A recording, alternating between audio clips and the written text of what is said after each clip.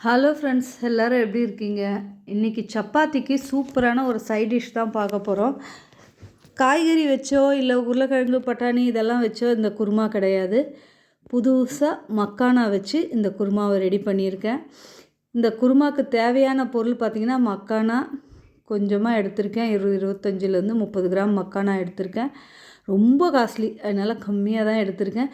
அதுக்கு பட்டை லவங்கம் ஏலக்காய்லாம் எடுத்துட்டேன். இஞ்சி பூண்டு பச்சை மிளகா சோம்பு போட்டு நல்லா நச்சு வச்சிட்டேன்.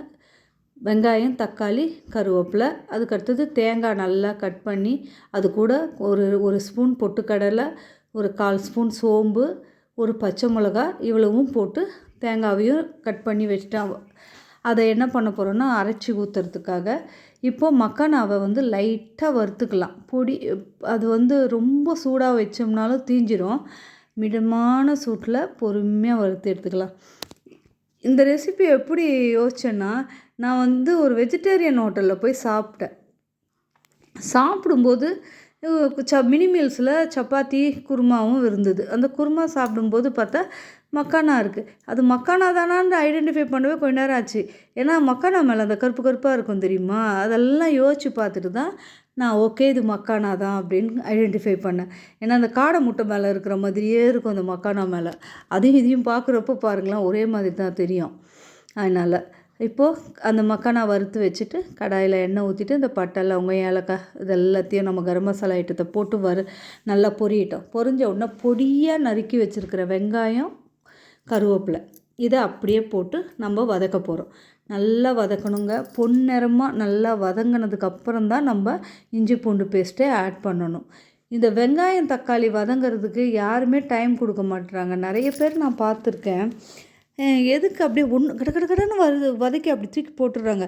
அந்த வதங்கலைன்னா அதில் இருக்கிற நீர் கண்டிப்பாக குழம்ப கெடுத்துரும், விட்டுடும், சீக்கிரம் கெட்டு போயிடும். அதனால் குச்சியாக தக்காளி வெங்காயம் எப்போவுமே நிற்கக்கூடாது. நல்லா குழைய வதங்கிச்சுன்னா அந்த கிரேவியோட டேஸ்ட் நல்லாயிருக்கும்.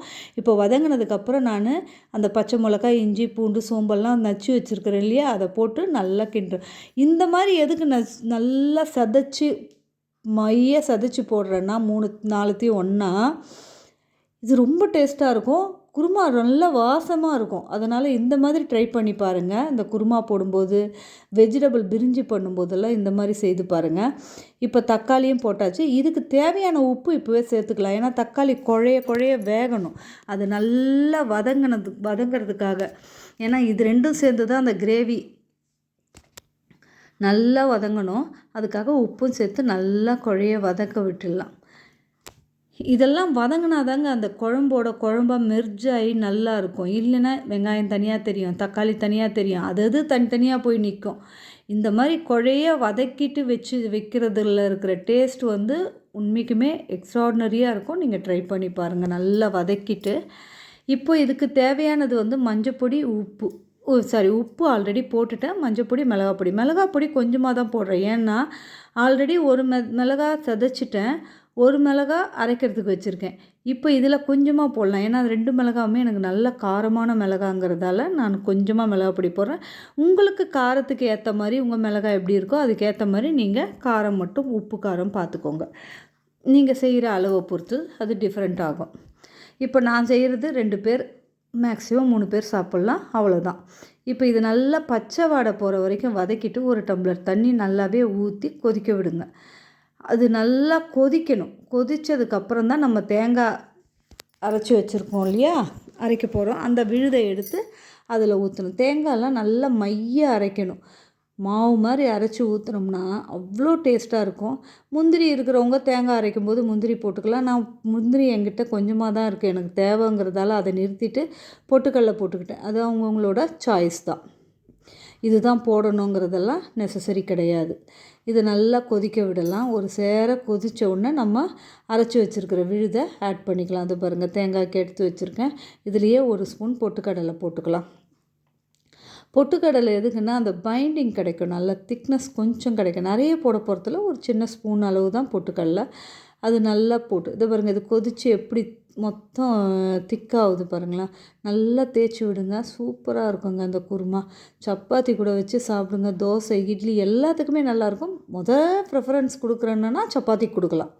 பரோட்டா சப்பாத்தி இதுக்கு நல்லாயிருக்கு.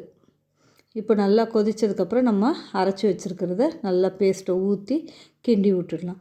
நல்லா கிண்ட அந்த லெமன் எல்லோவில் ஒரு கலர் கிடைக்கும். லெமன் எல்லோ அந்த ஆரஞ்சு ரெட்டிஷில் சூப்பராக இருக்குங்க. அதை பார்க்கும்போதே சாப்பிட்ணுன்னு தோணும். அந்த அளவுக்கு டேஸ்டியான குருமா தான் இது. அந்த மக்கானா போட்டோன்னா அந்த கொஞ்சம் திக்னஸ் ஆகும், ஏன்னா இழுத்துக்கும். அதனால் இப்போ இந்த ஜாரில் இருக்கிறதெல்லாம் கழுவியும் ஊற்றியாச்சு. அதில் தப்பாக எடுத்துக்காதீங்க, கழுவி ஊற்றணுன்ற மாதிரி இல்லை. ஜாரில் இருக்கிற ஒட்டிக்கிட்டு இருக்கிறதெல்லாம் நம்ம எடுத்து ஊற்றியாச்சு. இப்போது இதை நல்லா கிண்டி விடுங்க. இதில் இருக்கிற அந்த ஒரு சின்ன பச்சை வாடை போனோடனே ரொம்ப நேரம் கொதிக்க விடாமல் சீக்கிரமாக இறக்கிடலாம். தேங்காய் ஊற்றி ரொம்ப நேரம் கொதிச்சதுன்னா ஃபேட் ரெடியூஸ் ஆகும். அதனால் அந்த ஃபேட்டு அப்படிங்கிறவங்களாம் சாப்பிடக்கூடாதுன்னு சொல்கிறாங்க. எனக்கு அதனோட முழு அர்த்தம் எனக்கு தெரியாது. எனக்கு தெரிஞ்சது ரொம்ப நேரம் கொதிக்க விடக்கூடாது சொல்லுவாங்க. நானும் கொதிக்க விடுறதில்ல. பச்சை வாடெல்லாம் ரொம்ப இருக்காது, கொஞ்சம் நேரம் கொதித்தாலே போயிடும். இப்போ எவ்வளோ திக்னஸ் வந்துடுச்சு பாருங்கள். இந்த ஸ்டேஜ் தான் நல்லா இன்னும் கொஞ்சம் கிண்டி விட்டுட்டு நம்ம மக்கானாவை இது மேலே தூவி விட போகிறோம். அந்த மக்கானா தூவுறதே ஒரு ஜாலி தாங்க. நல்லா இருந்தது பார்க்க. அப்படியே குண்டு காடை முட்டையை வச்சு குருமா பண்ண மாதிரி இருந்துச்சு பாருங்கள். அதுதான் வேறு லெவல். அப்படியே போடுங்க. எப்படி இருக்குது அதை அப்படியே பொறுமையாக கிண்டி விட்டு அதை அப்படியே நல்லா கொதித்த உடனே இறக்கி வச்சுட்டு சூடாக சப்பாத்தியை வச்சு ஊற்றி சாப்பிட்டா சும்மா சூப்பராக இருக்கும். இந்த வீடியோ பிடிச்சிருந்தா லைக் பண்ணுங்கள், கமெண்ட் பண்ணுங்கள், ஷேர் பண்ணுங்கள், சப்ஸ்கிரைப் பண்ணுங்கள் சேனலை. கண்டிப்பாக இந்த சேனலுக்கு கொஞ்சம் சப்போர்ட் பண்ணுங்கள் ஃப்ரெண்ட்ஸ். இதே மாதிரி இன்னொரு வெரைட்டியான டிஷ்ஷோடு பார்க்கலாம். இதே சேனலில் நான் மக்கானா லட்டு எப்படி பண்ணுறதுன்னு போட்டிருக்கேன். அதையும் ட்ரை பண்ணி பாருங்கள். கண்டிப்பாக நல்லாயிருக்கும். மக்கானா லட்டு ரொம்ப ஹெல்த்தி, குழந்தைங்களுக்கு கொடுக்கலாம். இதுவே குழந்தைங்களுக்கு கொஞ்சம் காரம் இல்லாமல் இருக்கிற டிஷ்ஷு தான் இது. கொடுத்து பாருங்கள், சாப்பிடுவாங்க. நல்லாவே இருக்கும். கண்டிப்பாக ட்ரை பண்ணுங்கள் ஃப்ரெண்ட்ஸ். தேங்க்யூ, பாய். நாளைக்கு பார்க்கலாம். பாய்.